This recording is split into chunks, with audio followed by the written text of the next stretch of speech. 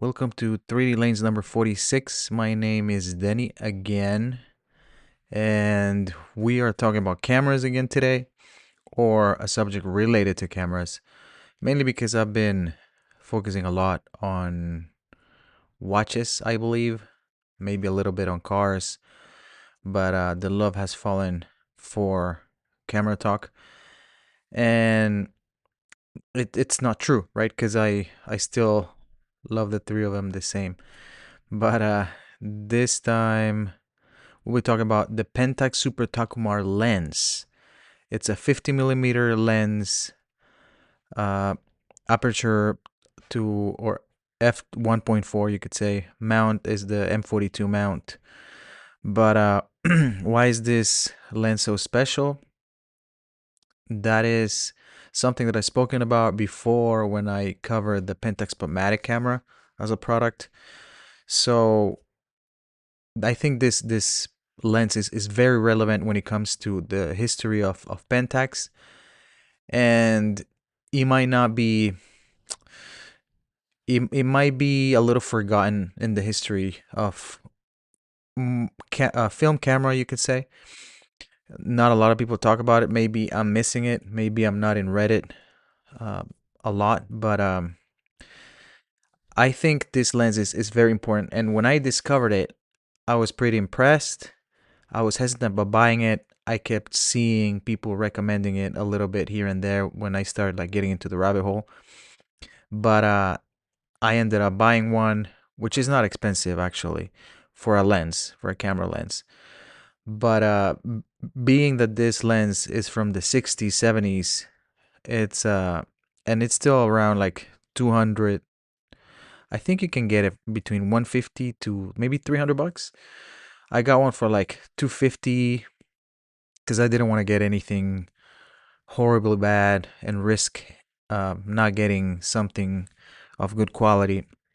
So I ended up like mid price, you could say, mid price bracket, and the results have been great.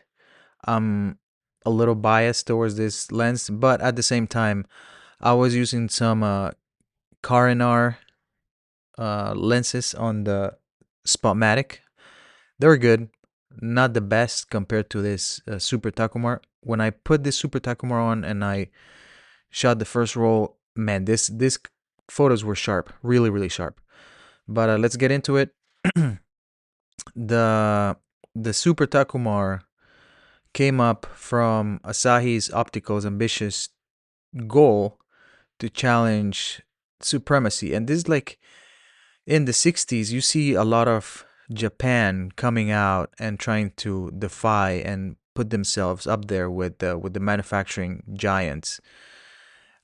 We saw this with the Seiko history, and I wouldn't be surprised if we see it in other car history that we haven't touched on. But uh, Carl Zeiss was basically the supreme ruler of lens manufacturing, and just like watches, European manufacturers dominated the lens manufacturing space. So, and again, Zeiss, right? The brand Zeiss, which still exists, was the dominant one, and they were regarded as the best, basically the Rolex of lenses. And then Pentax identified the market opportunity to establish themselves, challenge, the status quo, and then make themselves a serious contender in the professional and enthusiast segments of lens manufacturing, lens and camera manufacturing. But again, back then, or actually, I should say, for film cameras, the body's not that much of a deal. Yeah, there's some features that you might want to have, but the lens is what makes the difference, I believe, when it comes to film cameras. Uh, the company, uh, Asahi, saw the photographers worldwide were looking for high quality, fast lenses, and the mostly used one was the 50 millimeter f1.4 focal length. So they focused on this one and they went after it. So how did this size killer uh, happen? So The size killer was the term used for this Super Takumar 50 millimeters because they added an eight element to this lens. So it was an attempt to create optical performance that would surpass the German manufacturer's renowned lenses. So this lens featured an extraordinary complex construction with eight elements in six groups. This included a cemented triplet lens, you could say, or group of lenses with curved surfaces, and I'll explain what a triplet construction is in a little bit. But this was a manufacturing approach so expensive that Pentax pretty much lost money, and I think they reported that they lost money on every lens they sold. But the strategy was clear. They established Pentax's reputation as capable of producing world-class optics, even at financial loss. They were determined to gain market credibility and drive sales of the entire Spotmatic camera system, which they did, by the way, spoiler alert. But let's look into the triplet construction. So the triplet construction is fundamental lens design architecture invented by a British optical engineer, Dennis Taylor, in 1893. And he invented this by creating or putting three separate airspace lens elements. So two positive biconvex. So you can think of them like belly out, right? Convex, if you're not familiar with the terms. Convex means belly out. It was a crown glass elements on the outer positions, and one negative biconcave, meaning kind of like sucking the belly on both ends. A flint glass element in the center. So you would have two belly out and then one sucking in the belly in the middle. That's the best I can do to describe it in audio format. We don't have a visual format, but hope this description helps. But this arrangement creates a lens system where basically creates a sum of zero, and it results in a flat field of focus. So another advantage that this configuration has is that could almost eliminate, or it could eliminate most optical distortion and aberration compared to other combinations. There's monochromatic aberrations that could avoid chromatic aberrations, meaning black and white or in color, and the difference between cemented and space triplets. So cemented is the one that Pentax had, and space is the one that this guy Dennis Taylor invented. So the cemented triplets were three lenses cemented together, offering higher optical throughput due to fewer air glass interfaces. But the space triplets, let me backtrack. So the cement is basically glued together. All they're put together, and the space one is like there's basically air in between the lenses, and this provides greater flexibility in aberration control because this you don't have to have the same shape of lens to put them all together, glue them all together, right? So the Super Takumar incorporated a cemented triplet with curved surfaces, and it had a complex construction, and it contributed to it exceptional optical performance and high manufacturing cost. Okay, let's go back. Now let's cover 4Ps. Again, 4Ps would be product, price, place, and promotion. So if we start with the obvious one, the product, the core product innovation, the Super Takumar 50 millimeters f1.4, and it represented a cutting edge optical engineering for its era. It had eight elements, like we mentioned before, and some of the advanced design features. Sorry, it has a complex cemented triplet construction, superior optical performance, all metal construction. That was a big deal back then. No cheap plastic that could break. M42 universal mount compatibility, which we will touch on also in a little bit. But the product evolution, they recognized the unsustainable manufacturing costs that they had. Like we said, they lost money for every lens that they sold. Pentax redesigned the lens in 1966 with a more conventional 7 element construction, and they were able to keep the optical excellence. This demonstrated strategic product management and balancing performance with commercial viability. So great job for Pentax there. So the product line subsequently evolved through 4 versions. So the first one was the 8 element Super Takumar from 1964 to 66. The second version was a 7 element from 66 to 71. And then the Super multi-coated Takumar with improved coatings. Coatings could be for to avoid reflection or improve aberrations, but that was from 1971 to 74. And then lastly, the SMC Takumar with thorium glass elements, which supposedly was radioactive or whatever, but from 1974 to 1975. Uh, you would think, 10 years from 64 to 75, basically, or 11. But in that small period of time, they did 4 iterations of the same lens. That is innovation, I think. Second P, price strategy. Pentax employed a penetration pricing strategy. So they basically accepted financial losses to establish market position. This approach helped them in multiple strategy purposes. For example, they built the brand credibility against the European competitors, kind of like what Seiko did, driving adoption of the Spotmatic camera system. A lot of people bought it, for these reasons. And then they created market buzz and professional recognition. Again, hand in hand with the second one, they were able to make a name for themselves. That was their advantage. The lens was positioned as a premium product at accessible pricing, and it made professional grade optics available to serious enthusiasts and people that couldn't afford a Zeiss lens, basically. Current vintage market prices demonstrate the long-term success of this lens, because even now, 200 $300 for a lens like this. The camera sells for $40 on eBay. It's not a bad camera, but the lens is like so many times more than the camera body. That tells you something. Third P, place. So place refers to distribution strategy. The Pentax leveraged the M42 universal mount standard, which they did not create, by the way.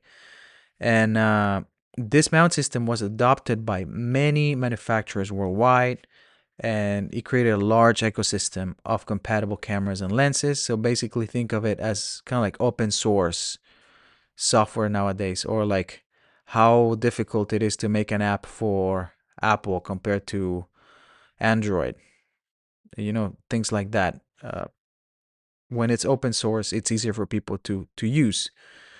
But the M42 became widely known as the Pentax screw mount. So Pentax did not invent the M42, but it became the Pentax screw mount. It's crazy. I think I'm 80% sure, and let's check.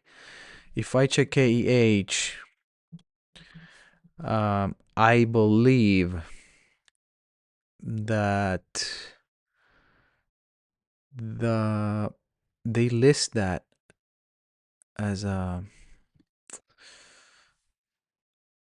type of a mount. I don't think they call it M42. I could be wrong. Bore mount. That's not what I'm looking for. Let's see, Hasselblad, like M42 Pentax screw. If you go to KEH, the M42 screw mount, it's Pentax screw. So there you go.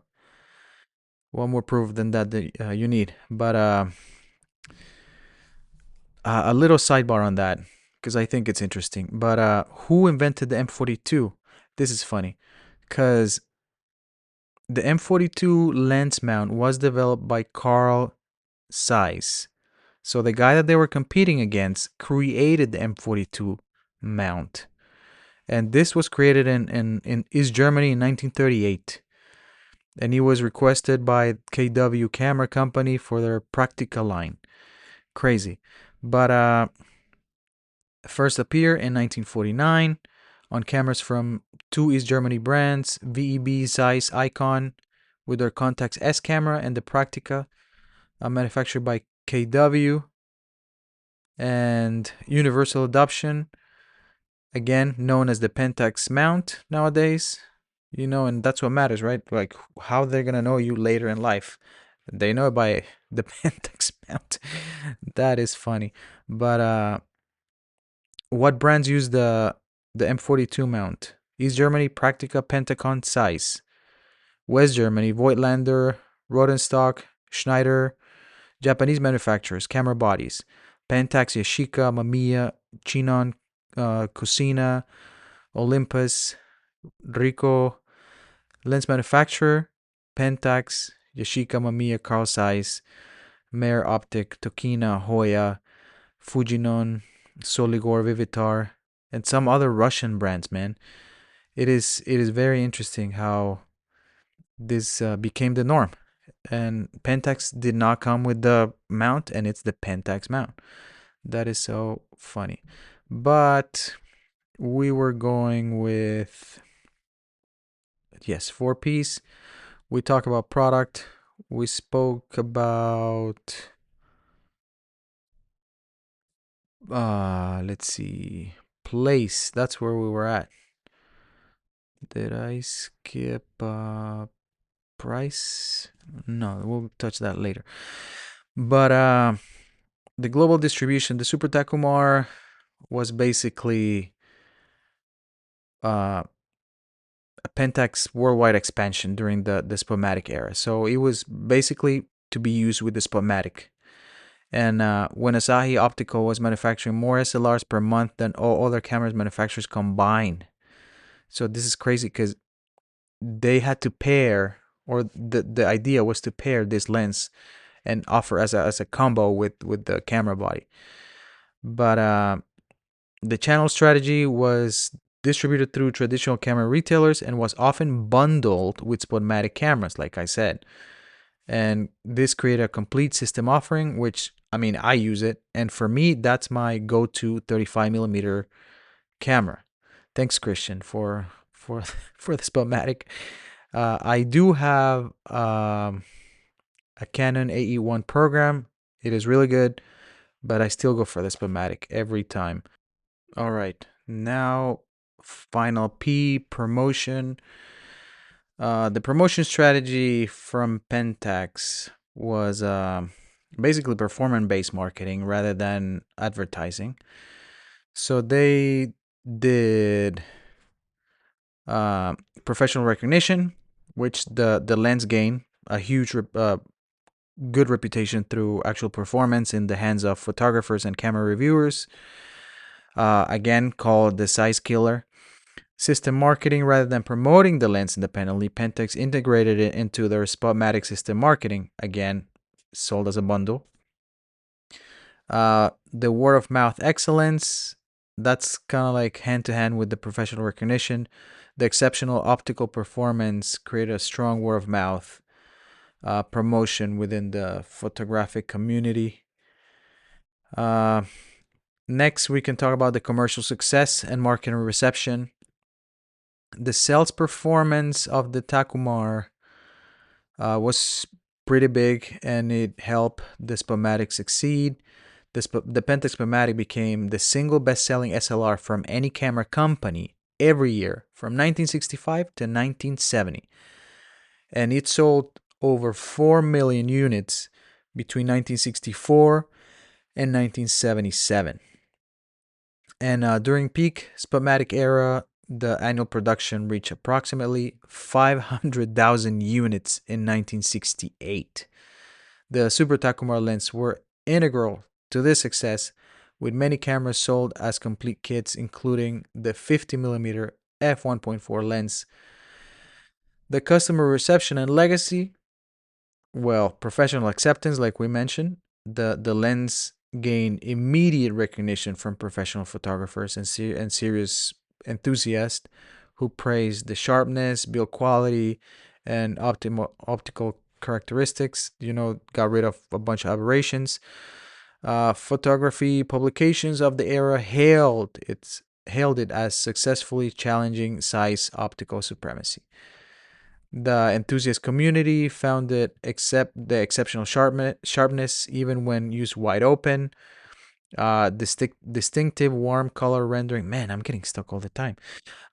Beautiful bokeh qualities, and finally characteristic lens flares that many consider desirable. A modern legacy, I don't think there's a lot that I should say, but this lens, if it's not recognized, it should be.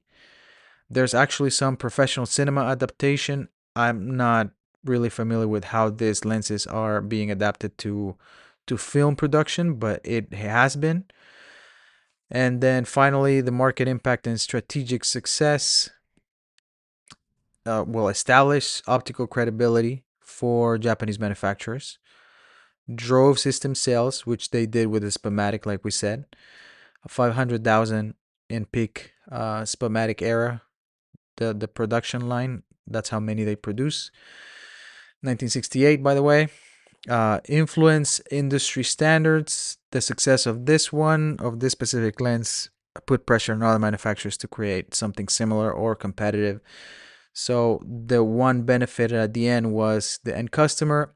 The last thing I want to talk about this one is how do you identify um, which version of the Super Takumar do you have? So there's some key things, and because it might be more helpful visually than just an audio version, I think I I will make a blog post on 3dlanes.com and just go over the list of what differences would they be, or there's also other guides that have it, right? So I don't need to reinvent the wheel, but we could list those references just to see the different versions. But basically, the first version, which is the 8 element one, has a well, these lenses have like a little lever that you can move, but this one, instead of having auto and manual painted or engraved, it had an A or an M, and it also has a red line position on the right side of the 4, which in other iterations has it somewhere else. It has 6 aperture blades, and there's many more. But those are the most notable ones that I can think of. Version number 2, you have serial numbers. You have also the serial numbers are from 1418, and then you have XXX, like 3 different more, up to uh 2291 XXX, right? So if you have that, then you might know that, but serial number might be difficult to visualize, but from audio format. But the infrared or focus mark, it's on the left side of the 4 instead of the right, so that's another giveaway. The Let's see what else. It's lighter. I mean, if you have to compare, that would help, but if you don't, then you're screwed, I guess. Version number 3 has a 5-digit product number, so 37801. Then there's a white dot on the aperture ring at the f2 position instead of f2 marking. And then the infrared mark remains on the left side of the 4, which is just a red line. Basically, when you have the aperture ring by the 4, there's a red line, and that's basically it. It's a tiny red line. Yeah, you can see it, but it's not huge. I mean, you have to pay attention to see it. And the final version, which is the super multi-coated Takumar, actually no, this is not the final version. There's version 5, but this one has 8 aperture blades, upgraded from 6. This one has the thorium glass, and it gets yellow with age. Also, let's see, it has a metal focus ring, and the infrared mark, it's on the left side of the 4 also. And then the final one, It's the SMC Takumar designation. So if you see that, then you know that you have the last one. He has a rubber focusing ring. He has 8 aperture blades also. And yeah, I think that's about it. Uh, well, I hope this helped you. And if you were intrigued about this lens that I said I was gonna buy back then on that episode, I did buy it. I did use it, and I really like it. I am longer than what I want it to be. I'm at 25 minutes right now, but I appreciate your time. Thank you so much. I'll see you next time. Bye.